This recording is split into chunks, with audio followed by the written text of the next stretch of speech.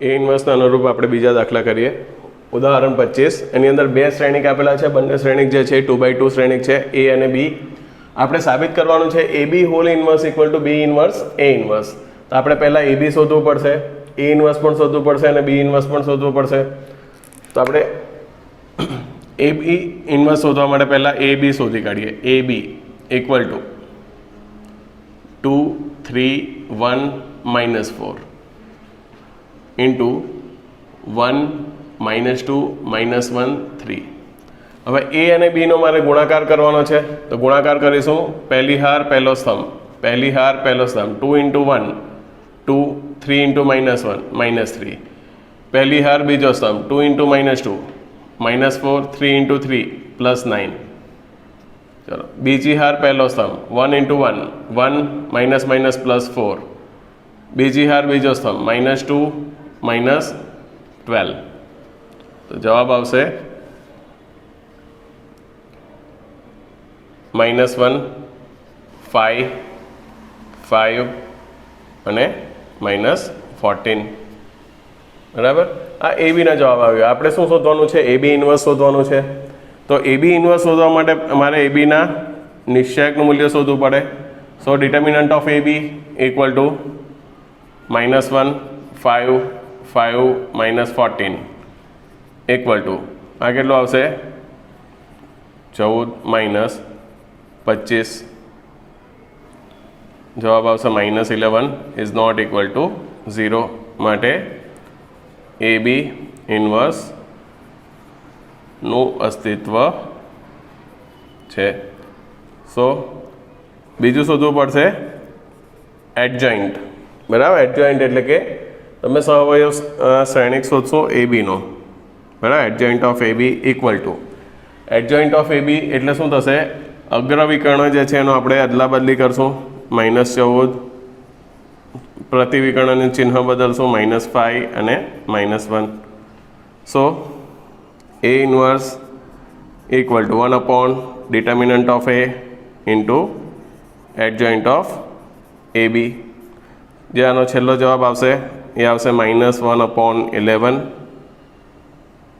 અને adjoint of A B એટલે -14 -5 -5 -1. બરાબર. અને આપીએ સમીકરણ નંબર 1. હવે બી ઇન્વર્સ એ ઇન્વર્સ શોધવાનું છે. તો એ ઇન્વર્સ શોધવા માટે આપણે determinant of A equal to શું થશે? 2 3 1 -4. ગુણાકાર કરીએ -8 -3 એટલે જવાબ આવશે -11 ઇઝ નોટ ઇક્વલ ટુ 0. માટે એ ઇન્વર્સનું અસ્તિત્વ છે. એ જ રીતે હવે adjoint of A equal to શું થશે? અગ્રવિકર્ણની એટલા બદલે એટલે -4 2 અને -3 -1 ચિહ્ન બદલશો. A inverse equal to 1 determinant of A into adjoint of A. જવાબ આવશે -1/11 -4 -3 -1 2. એ ઇન્વર્સનો જવાબ આવશે. એ જ રીતે આપણે હવે બી ઇન્વર્સ શોધીએ. બી ઇન્વર્સ શોધવા માટે determinant of B equal to 1 -2 -1 3. ગુણાકાર કરશું 3 -2 એટલે કે 1 ઇઝ નોટ ઇક્વલ ટુ 0. માટે બી ઇન્વર્સનું અસ્તિત્વ છે. બી ઇન્વર્સનું અસ્તિત્વ છે તો આપણે adjoint of B equal to શું આવશે? અગ્રવિકર્ણ એની અદલા બદલી પ્રતિવિકર્ણનું ચિહ્ન બદલશું.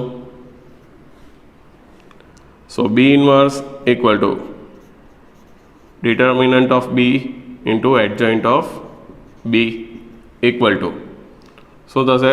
1/1 એટલે 1. અહીં આવશે 3 2 1 1. આ આપણને શું મળશે? બી ઇન્વર્સ. તો એ ઇન્વર્સ મળી ગયું, બી ઇન્વર્સ મળી ગયું. આપણે બી inverse into A inverse, B inverse into A inverse બે શ્રેણિકોનો ગુણાકાર. બી ઇન્વર્સ એટલે 3 2 1 1 અને એ ઇન્વર્સ એટલે શું થશે -1/11 ઇન્ટુ -4 -3 -1 2 -1/11 આપણે બહાર રાખીએ, બાકીના બે શ્રેણિકનો ગુણાકાર, પહેલી હાર પહેલો સ્તંભ -12 -2, એના પછી પહેલી હાર બીજો સ્તંભ -9 +4, બીજી હાર પહેલો સ્તંભ -4 -1, બીજી હાર બીજો સ્તંભ -3 +2. જવાબ આવશે -1/11 -1/11, અહીં આવશે -14 -5 -5 -1. સમીકરણ નંબર 2. સમીકરણ 1 અને 2 પરથી તમે કહી શકો કે A B whole inverse equal to B inverse into A inverse. Same એ જ રીતનો દાખલો સ્વાધ્યાયનો દાખલો છે, 12મો દાખલો. એની અંદર પણ એ જ રીતે આપણે A B whole inverse equal to B inverse A inverse ચકાસવાનું છે. તો સૌથી પહેલાં એ બી શોધી કાઢીએ. એ ઇન્ટુ બી 3 7 2 5 ઇન્ટુ 6 8 7 9, બે શ્રેણિકોનો ગુણાકાર. ચલો, પહેલી હાર પહેલો સ્તંભ 6 તારી 18 પ્લસ 49, પહેલી હાર બીજો સ્તંભ 8 તારી 24 પ્લસ 63, બીજી હાર પહેલો સ્તંભ 12 + 35, બીજી હાર બીજો સ્તંભ 16 + 45 ઇક્વલ ટુ 67 87 47 61. આ શું આવશે? એ બી હોલ ઇન્વર્સ, સોરી એ બી. આપણે A B inverse hall inverse શોધવા માટે શું કરવું પડશે? એના નિશ્ચયકની કિંમત શોધવી પડશે. Equal to 67 87 47 61. તો એનો ગુણાકાર કરશું. 67 × 61 માઇનસ 87 × 47.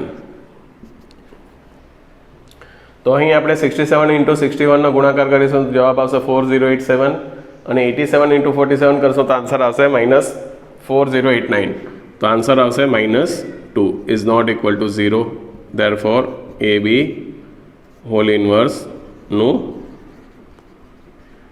અસ્તિત્વ છે. જો અસ્તિત્વ હોય તો આપણે adjoint of A B, adjoint of A B એટલે શું કરશું? અગ્રવિકર્ણ જે છે એની અદલા બદલી. 61 અહીં આવશે 67, અહીં ચિહ્નની અદલા બદલી -87 -47. એ એડજોઇન્ટ ઓફ એ બી આપણે શોધવાનું છે. A B inverse, A B whole inverse equal to શું આવશે? One upon determinant of A B into adjoint of A B. તો જવાબ આવશે -1/2 ઇન્ટુ બ્રેકેટ 61 -87 -47 અને 67. સમીકરણ નંબર 1. હવે એ ઇન્વર્સ બી ઇન્વર્સ શોધીએ. તો એ ઇન્વર્સ માટે આપણે determinant of A 3 7 2 5 15 -14 equal to 1 is not equal to 1 is not equal to 0. માટે એ ઇન્વર્સ અસ્તિત્વ છે. જો એ ઇન્વર્સનું અસ્તિત્વ હોય તો આપણે adjoint of A, adjoint of A equal to શું થશે? 5 -7 -2 3.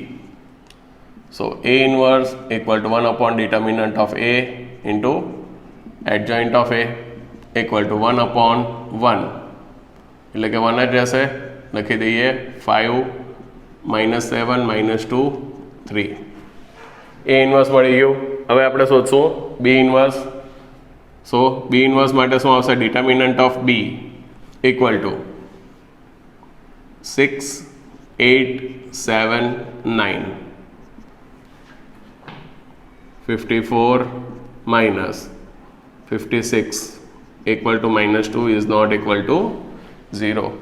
માટે બી ઇન્વર્સનું અસ્તિત્વ છે. જો બી ઇન્વર્સનું અસ્તિત્વ હોય તો આપણે એડજોઇન્ટ ઓફ બી શોધીએ. Adjoint of B equal to શું આવશે? 9, -8, -7, 6. તો એની પરથી એડજોઇન્ટ ઓફ બી મળશે. So B inverse equal to 1 upon determinant of b into adjoint of b equal to -1/2 into 9, -8, -7, 6. So B inverse મળી ગયું, એ ઇન્વર્સ મળી ગયું. હવે આપણે શોધશું બી ઇન્વર્સ ઇન્ટુ એ ઇન્વર્સ. તો -1/2, 9, -8, -7, 6 ઇન્ટુ એ ઇન્વર્સ શું છે? 5, -7, -2, 3. ચલો હવે બે શ્રેણિકનો ગુણાકાર કરીએ. -1/2 પહેલી હાર પહેલો સ્તંભ 45 માઇનસ પ્લસ 16. પહેલી હાર બીજો સ્તંભ પહેલી હાર બીજો સ્તંભ -63 -24. ચલો બીજી હાર પહેલો સ્તંભ -35 -12. બીજી હાર બીજો સ્તંભ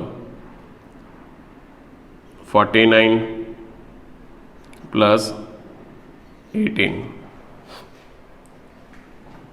જવાબ આવશે -1/2. અહીં સરવાળો કરીએ 61. જવાબ આવશે 61. અહીં આવશે -87 -47 અને અહીં આવશે 67. સમીકરણ નંબર 2. સમીકરણ 1 અને 2 પરથી બંને સમાન આવ્યા. આપણે કહી શકીએ કે A B whole inverse equal to B inverse into A inverse. હવે પછીનો જે દાખલો છે એની અંદર તમે જોશો તો તમને એક શ્રેણિકના સ્વરૂપમાં એક સમીકરણ આપવામાં આવેલું હશે. તો આપણે સૌથી પહેલાં એ સમીકરણનું સમાધાન કરે છે કે નહીં એ ચેક કરવાનું અને એ સમીકરણનો ઉપયોગ કરીને એ ઇન્વર્સ શોધવાનો છે. એટલે આગળ જે આપણે રીત કરી એ રીતે એ ઇન્વર્સ નથી શોધવાનો, સમીકરણનો ઉપયોગ કરીને આપણે એ ઇન્વર્સ શોધીશું કે ઇન્વર્સ જે છે એટલે કે વ્યસ્ત શ્રેણિકનો જે ગુણધર્મ છે એનો પણ આપણે ઉપયોગ કરીશું. બરાબર. સૌથી પહેલાં આપણે સમીકરણ ચેક કરવાનું છે. તો સમીકરણની અંદર જો એ અને આઈ એટલે એકમ શ્રેણિક થશે. એની કિંમત તમને આપેલી છે. એ સ્ક્વેર શોધવું પડે. તો એ સ્ક્વેર શોધવા માટે એ સ્ક્વેર ઇક્વલ ટુ શું થશે? એ ઇન્ટુ એ.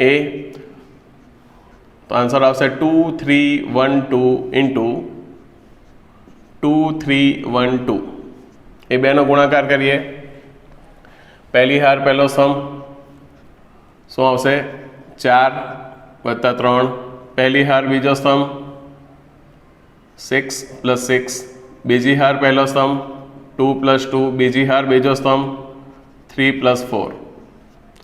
જવાબ આવશે 7, 12, 4, 7. બરાબર. તો આ જે છે એ સ્ક્વેરનો આન્સર આવ્યો. હવે આપણે ચેક કરીએ એ સ્ક્વેર -4a + i. તો એ સ્ક્વેરનો આપણી પાસે આન્સર શું આવ્યો? 7, 12, 4, 7 -4 ઇન્ટુ બ્રેકેટ શું આવશે આન્સર? એની જગ્યાએ 2, 3, 1, 2 અને i એટલે શું થશે? આ બંને 2/2 શ્રેણિક છે તો આને પણ આપણે 2/2 એકમ શ્રેણિક લેશું. 1, 0, 0, 1. 7, 12, 4, 7 પ્લસ અને -4 ને અંદર ગુણી કાઢીએ તો -8 -12 અહીં આવશે -4 -8 પ્લસ 1, 0, 0, 1. સરવાળો કરીએ તો જવાબ આવશે 7 - 8 + 1. બરાબર. 7 - 8 + 1 પહેલો ઘટક. બીજો ઘટક 12 - 12 0. 12 - 12 0 ત્રીજો ઘટક 4 માઇનસ 4 પ્લસ 0, 4 માઇનસ 4 પ્લસ 0, અને છેલ્લો ઘટક જે છે તે 7 માઇનસ 8 પ્લસ 1, 7 માઇનસ 8 પ્લસ 1. અહીં તમે જો બધા જ ઘટકો શૂન્ય થશે, બધા જ ઘટકો શૂન્ય થશે તો એટલે એ શું બતાવશે? શૂન્ય શ્રેણિક. તો આપણું પહેલું જે પરિણામ ચકાસવાનું હતું એ ચકાસી લીધું. હવે આપણે શોધશું એ ઇન્વર્સ. તો તમને જે સમીકરણ આપ્યું છે a² minus 4a plus i equal to 0 એટલે કે શૂન્ય શ્રેણિક. બરાબર. આપણે શું કરશું? બંને બાજુ એ ઇન્વર્સ વડે ગુણાકાર કરીશું. તો a² minus 4a plus i equal two A inverse into 0 શ્રેણિક. તો અંદર આપણે ગુણાકાર કરતા જઈએ. એ ઇન્વર્સ ઇન્ટુ a² માઇનસ 4 અચળ છે, A inverse into a plus A inverse into i equal to શૂન્ય શ્રેણિક છે એટલે એનો જવાબ શૂન્ય શ્રેણિક જ આવશે. તો હવે એ ઇન્વર્સ ઇન્ટુ a² હોય તો આનો એક ઘાત ઓછો થશે એટલે શું આવશે? a minus A inverse into a એટલે શું થશે?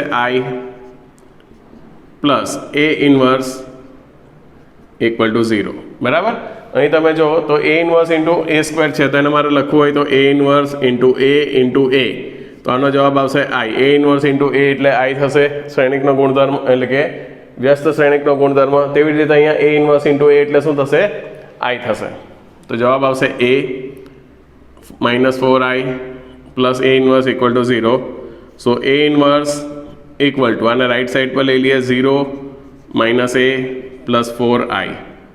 સો A inverse equal two 4i minus a એટલે કે 4iની કિંમત આવશે 1 0 0 1 અને માઇનસ એની કિંમત શું આવશે? 2 3 1 2 2 3 1 2. ચલો ગુણાકાર કરીએ, સરવાળો કરીએ. 4 માઇનસ 2 અહીં આવશે 0 માઇનસ 3 0 માઇનસ 1 અને 4 માઇનસ 2. જવાબ આવશે 2 માઇનસ 3 માઇનસ 1 2. તો આ રીતે એ ઇન્વર્સ આપણને મળશે. હવે જે ક્વેશ્ચન છે એની અંદર તમને આપણે આગળ જે જોયું તેની અંદર શું હતું? તમને સમીકરણ આપેલું હતું, આપણે ચકાસવાનું હતું. અહીં તમને કહી દીધું છે કે આપણે એ અને બી એવી રીતે શોધવાના છે જેથી આ જે સમીકરણ છે આપણું એ સત્ય બને. તો સૌથી પહેલાં આપણે એ ઇન્વર્સ જે છે એ શોધી કાઢીએ, કેમ કે એ અને આઈની કિંમત આપણા માટે જાણીતી છે. તો a² ઇક્વલ ટુ શું થશે? a into a. આપણે a² શોધવું પડશે. a² equal to a into a 3 2 1 1 into 3 2 1 1. ગુણાકાર કરીએ. પહેલી હાર પહેલો સ્તંભ, 9 પ્લસ 2 પહેલી હાર બીજો સ્તંભ, 6 પ્લસ 2 બીજી હાર પહેલો સ્તંભ, 3 પ્લસ 1 બીજી હાર બીજો સ્તંભ, 2 પ્લસ 1. તો જવાબ આવશે 11 8 4 3. a² નો જવાબ મળી ગયો. હવે આપણને સમીકરણ આપી દીધું છે a² plus a into a plus b into i equal to શૂન્ય શ્રેણિક. તો a² નો જવાબ લખી દઈએ 11 8 4 3 પ્લસ a ઇન્ટુ એની કિંમત શું છે? 3 2 1 1 પ્લસ b આઈની કિંમત શું છે? 1 0 0 1 ઇક્વલ ટુ 0 0 0 0. તો હવે આપણે સરવાળો કરીએ તો શું આવશે? 11 પ્લસ 3a પ્લસ b. પ્રથમ ઘટક 11 3a પ્લસ b. બીજો ઘટક 8 પ્લસ 2a b ઇન્ટુ 0 એટલે શું થશે? b 0. અહીં આવશે 4 પ્લસ a b ઇન્ટુ 0 એટલે 0. અને છેલ્લો જે ઘટક આવશે 3 plus a plus b equal to 0 0 0 0. હવે અહીં બે શ્રેણિક જે છે એની સમાનતા આવી ગઈ એટલે આપણે અનુરૂપ ઘટકો જે છે એ સમાન થશે. કોઈ પણ ઘટક સરખાવી દઈએ. સો 4 પ્લસ a ઇક્વલ ટુ શું આવશે? 0. સો a ઇક્વલ ટુ -4. એક કિંમત આપણને મળી ગઈ. બરાબર. અહીંયા પણ જો 8 પ્લસ 2a ઇક્વલ ટુ 0 લઈએ તો એની કિંમત -4 જ આવશે. બીજી કિંમત આપણે સરખાવીએ 3 plus A plus B equal to 0. So 3 અહીંયા આપણે એની જગ્યાએ -4 મૂકીએ plus B equal to 0. So -1 plus B equal to 0. So B equal to 1. તો આ રીતે તમને એ અને બીની કિંમત મળશે.